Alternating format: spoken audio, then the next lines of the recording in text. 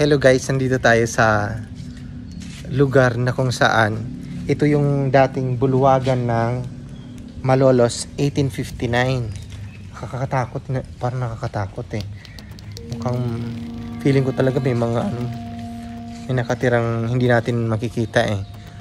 Tingnan mo yun sa ibabaw, may mga baliti eh. Ayan. Tapos dito daw naganap ang pagdakip sa mga magigiting na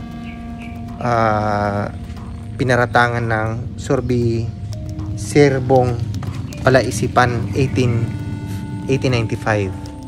Yun. Ayan o. Nakita nyo? Ayan, nakakatakot. Yatin mo sa taas. Oh. Parang nasa Encantadia na ako.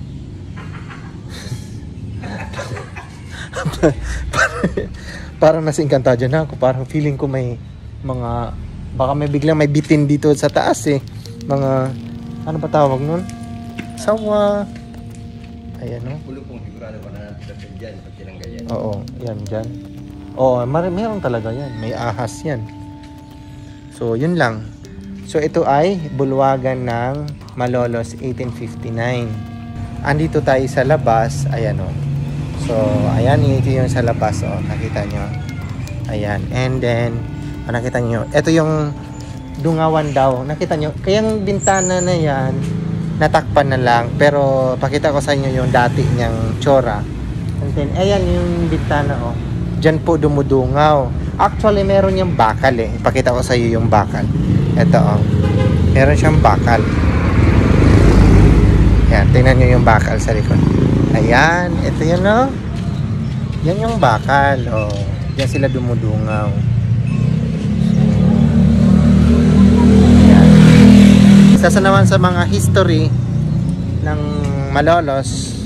Pero bago ko tapusin, ano nga ba ibig sabihin ng history? Sa Tagalog ay kasaysayan. Now, what is history?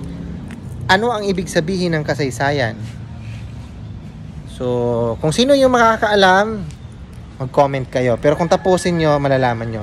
History is a list of events happened in the past. O, ang kasaysayan ay tala ng mga pangyayari na naganap nung unang panahon o nung nakaraang panahon. Ngayon, kung walang tala o walang list, hindi siya history, hindi siya kasaysayan, kundi isa siyang story o kwento.